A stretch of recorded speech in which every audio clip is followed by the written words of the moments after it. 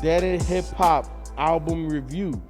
The Weeknd, Dawn FM, Alternate World. Look, I'm not gonna give y'all no motherfucking background on Weeknd, only because me and Myke C-Town have reviewed every single Weeknd project that has come out.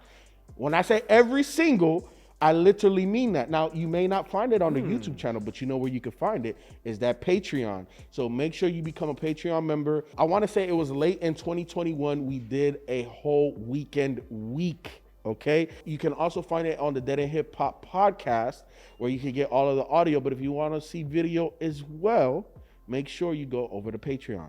Make sure that you are tuned into the channel because we will be dropping a video very shortly regarding Patreon and YouTube membership changes starting February 1st. Make sure you come back for our Friday, February 4th. You know what I'm saying? That's major. The Weeknd, Dawn FM. Myke, this was very interesting. And I want to read something from Apple Music real quick because it definitely gave me a little bit more insight. When I read this, it made a lot of sense as to where this album was going. In quotations, is just pretty much giving us the very first part of the whole album, where it says, "You are now listening to 103.5 Dawn FM. You've been in the dark for way too long. It's time to walk into the light and accept your fate with open arms." I'm not going to read the rest. Listen to the music. However, this is more so about Weeknd and the journey of this project. The Weeknd's previous album, After Hours, was released right as the world was falling into throes of the pandemic. After scrapping material that he felt was wallowing in the depression he was feeling at the time, Dawn FM arrives as a byproduct of an answer to that turmoil. Here, he replaces woeful introspection with a bit of upbeat fantasy, the result of creatively searching for a way out of the claustrophobic reality of the previous 2 years.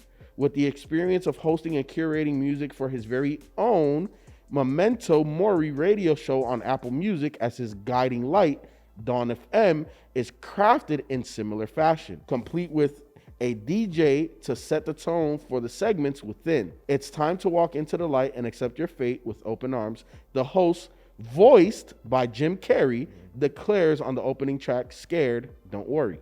Couple of things in that. Number one, Jim Carrey is criminally underrated. I didn't know that was Jim when I first heard it. I didn't either. He did it so well that it could have just been any random motherfucker and I wouldn't have known. But it was dope to know that it was Jim Carrey. After listening to this album and then reading that, I was like, okay, that makes perfect fucking sense because I didn't know, like, the beginning, especially the top half of this. I'm like, bro, like, Weeknd really hasn't touched or done this like this. Like, this was completely different. And then the whole theme of it being a radio station, I was like, I enjoy the skits. I like how he tied it in together. But musically, like I told my wife last night, I'm like, look, I done listened to this thing about 3-4 times already. I need another 3-4 listens because my opinion really wasn't formulated after all those listens as to, do I really like this? Do I not like it? Is it too poppy? Is it like, what the fuck is this? But when I really thought about it, and after I read that and conceptually that this is a radio station, it makes sense. And this wasn't a thing where Weeknd was building upon something else or even about his breakups and relationships. Obviously, he throws some of that stuff in there because, you know, it's Weeknd. Right. But it was just so different that I don't know. Now, it's not bad. It's definitely not bad. And I can listen to it.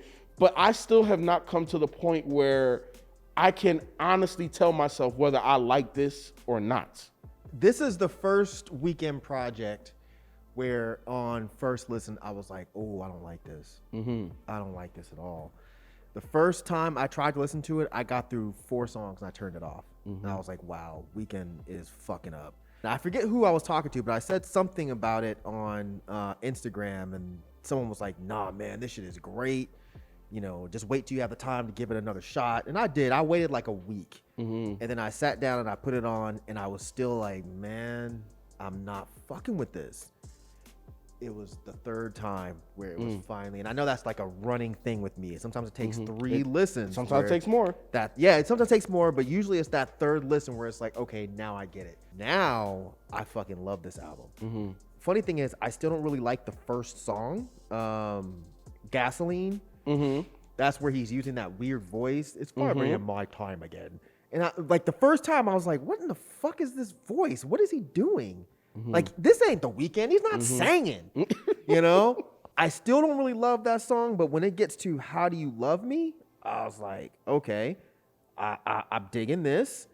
But it's really when it gets to Take My Breath. Yes. That production is amazing, and he sounds amazing. The thing is, the production on this album as a whole is weird. It's very 80s inspired. Yes. It's synthy. Yep. This is a truly different Weeknd. I feel like he's been changing with each album, but this one, I was just like, wow, he's really on some other shit.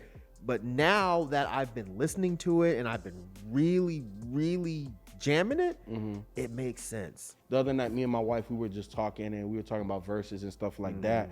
And we were talking about some of the legends that are past, that have passed, that would be dope on a verses. And we were talking about Michael Jackson and Prince. Yep. I started playing some Michael Jackson songs. I'm like, man, how do you beat this? How do you beat that? How do you beat that? Then I went to Prince, and I was like, Prince's discography is obviously dope as fuck, but these are two separate artists. But after listening to Michael Jackson, literally listening to Prince, I'm like, oh my God, Weeknd is a baby of both of them motherfuckers. Because Weeknd has the poppiness of Mike. Obviously not the entertainer. He ain't dancing, doing all of that shit. But the poppiness and the upbeatness that Mike had at times, he has that. But he has the darkness of Prince. And I'm like, oh my God, Weeknd is that perfect combination. And then I just happened to start listening to this after that. So this first half, I'm like, yo, this is all 80s. This is all both of them combined. I didn't know, like, okay, like, is this really where I want Weeknd to go? And I was really confused about the direction. Yeah. And then the second half, it's more Weeknd that we know. Yeah, and it picks up. For me, it picks up on the second half. It does to me too. You know, Less Than Zero, Starry Eyes, Every Angel is Terrifying. Like, that's the Weeknd I feel like we're used to. It's more so that first half where it's like, what is this kind of like 80s weird synth poppy dance shit? But is it the direction I wanted Weeknd to go into? No. Do I like it? Absolutely. I was not ever thinking I would love it if The Weeknd decided to sound more like The Cure. I never thought that in a million years. Yeah. But now that I hear it, like on what's the song where he Less Than Zero, where it sounds to me, it's if you took Weeknd off and added Robert Smith, this could be a Cure song. And that's my favorite song on the whole album. Which one? Less Than Zero. Less Than Zero. But I was just like, wow, Weeknd he's really evolving as an artist, and he's doing something completely different. And when I finished the song and listened to what he's talking about, have you ever seen the movie Less Than Zero? It's about a guy, he like leaves town and he goes home and finds out that his best friend is hooked on drugs. Like incredibly hooked on drugs. And the whole movie is basically about him like wrestling and with this idea and trying to figure out what's going on. After listening to this, I actually went back and watched the trailer for Less Than Zero, and I wrote this shit down. In the trailer, the narrator says, sometimes you can have everything in the world your heart desires except the way it used to be. When you think about that and you go back and listen to that song, like, it's the same shit. Like, that's what Weeknd was going for. This experience, to me, really feels like a movie. Yes, this album, and I didn't know if it was really a concept or not. Yeah, I don't know. I haven't figured out the concept yet. But it felt that way. And it felt really like this was a movie score for something for the 70s, 80s, kind of 90s. You know what I'm saying? I 100% agree with you, Mike. Like, this album, and that's why I'm questioning it. Yeah. Because that's fair. I like it, but I don't know if I love it yet, because not saying that Weeknd does not sound good on these beats and the style, but it's just like, is it resonating? Yeah, you have to get used to it. I have to get used to it. Yeah. I have to say it is a really good body of work. Like, it's not one of his lower projects, but I just don't know where I rank it yet. Like, it hasn't smacked me yet. And I've listened to this thing close to 10 times now for the review, and it hasn't clicked. It hasn't clicked all the way. So I'll say the first time I listened to this was in the car. And I don't know if this makes a difference, but it was in the car.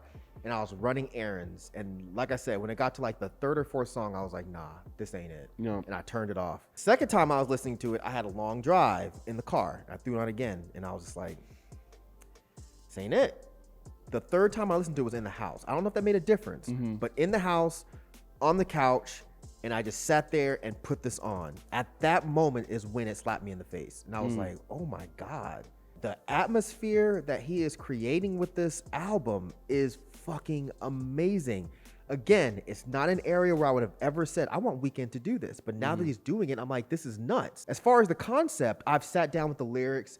I can't necessarily figure it out. The only thing is like the first song where he's talking about being in love with this woman and just loving how she watches him sleep. But he's also talking about dying. You know, he's talking about wrap me up in a blanket and set me on fire, basically. But then a lot of the rest of this album, I saw people on Twitter talking about how it's a very positive album, it's an uplifting album. I don't think I've gotten that from this yet, because it sounds like he's still doubting himself. He's still hung up on certain things. He still understands that he's making mistakes.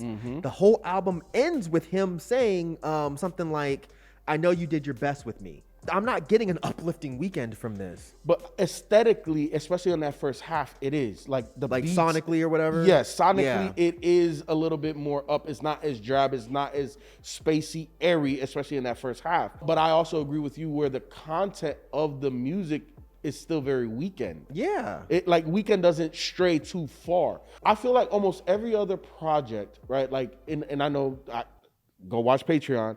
Our favorite project is Beauty Behind the Madness. Even though that's not a quote unquote concept project, there's a theme throughout that you can clearly follow, that he's talking about love. He finds this chick, mama talking to him, this, that, and the third. He goes all crazy, and then you can follow that whole album. This one doesn't.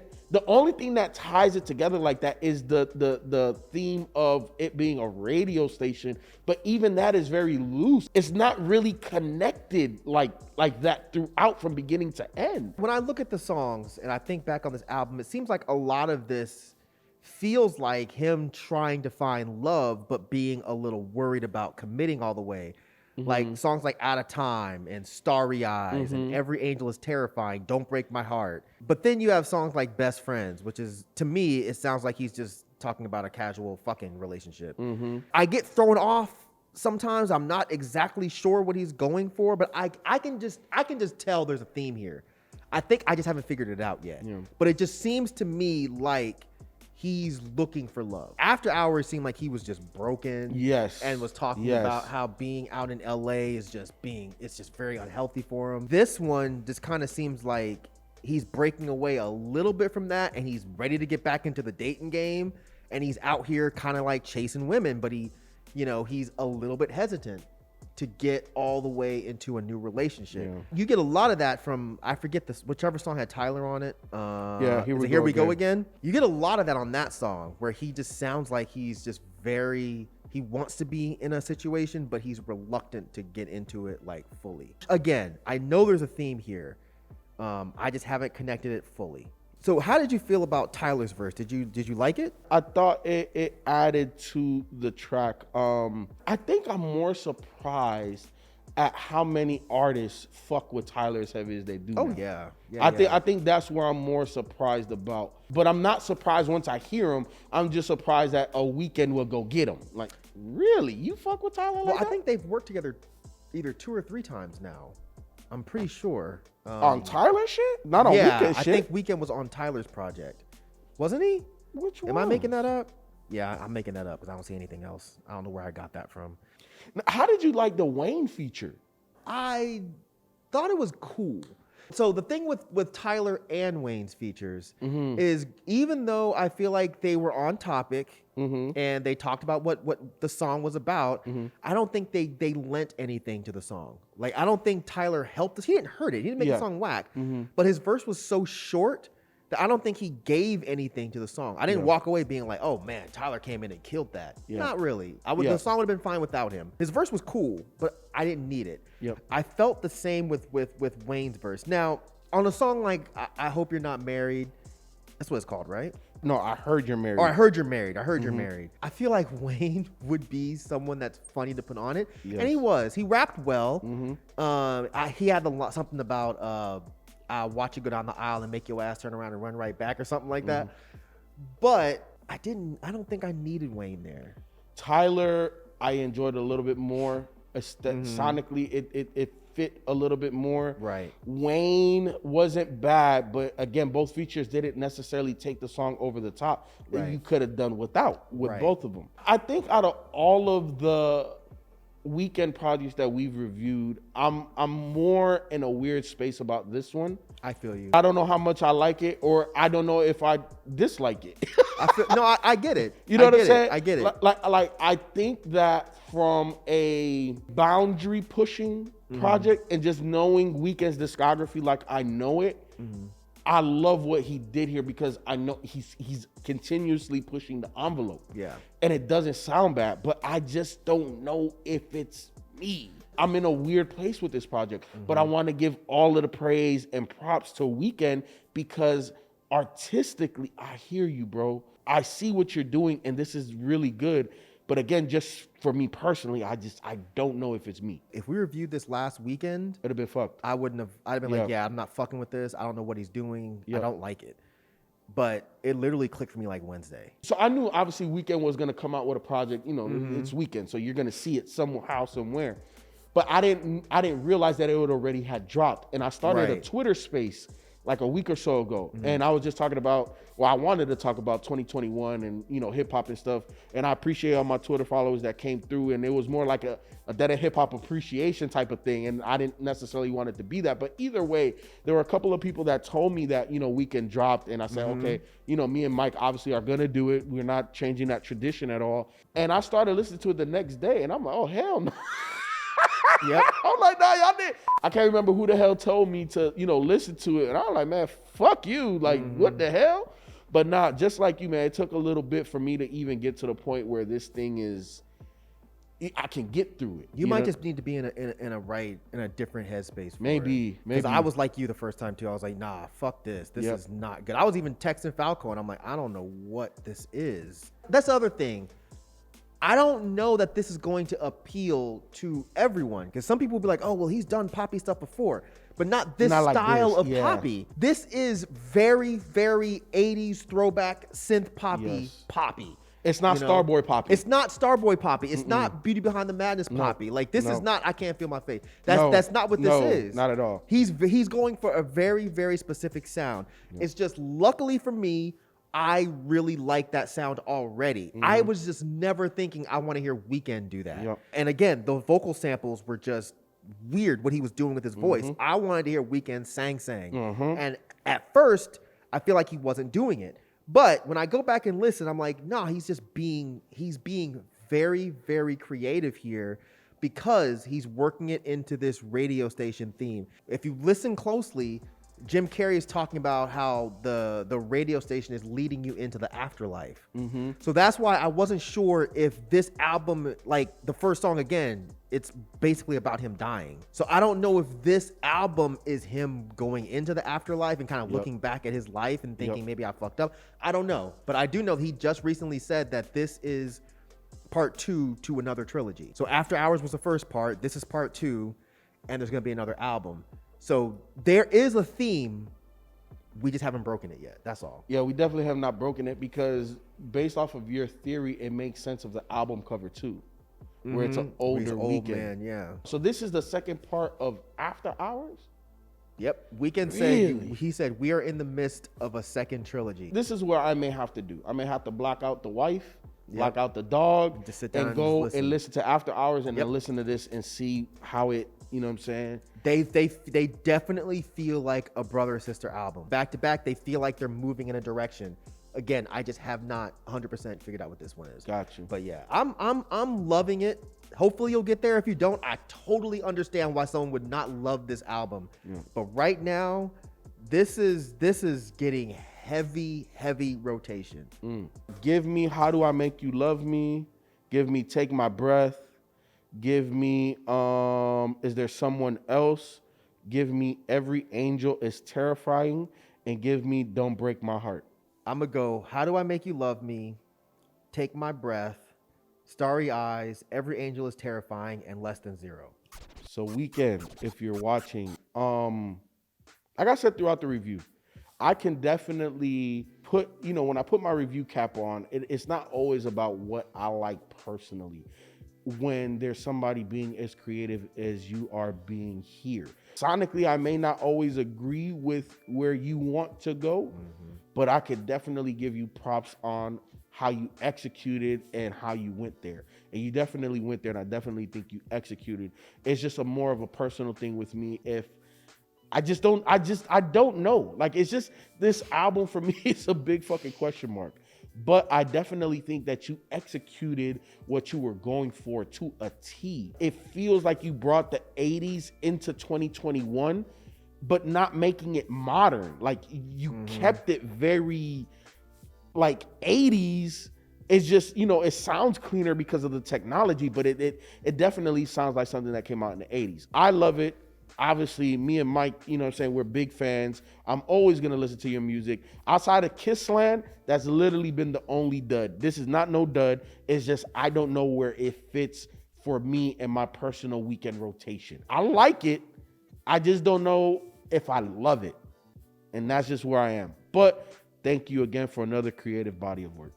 Weeknd, if you happen to be watching, I've said before that the albums that take me the longest to get into are the ones that I end up loving the most. And this one didn't take me a long time. It just took me way more listens than it typically takes for me to get into one of your albums. And this was the first time that I put one of your albums on, and my first reaction was, nah, I don't like this at all. Now that I've kind of understood the sonic arena that you were going for, I love this album. I'm hoping I get to a point where I actually truly understand the theme or the content or context that you're going for.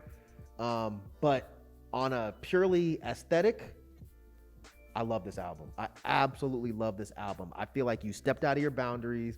You did something that I don't think people were totally expecting you to do. And I'm all for it, man. I am all for it. If this is a trilogy, I cannot wait to see how you close this. But right now, I am digging the fuck out of this.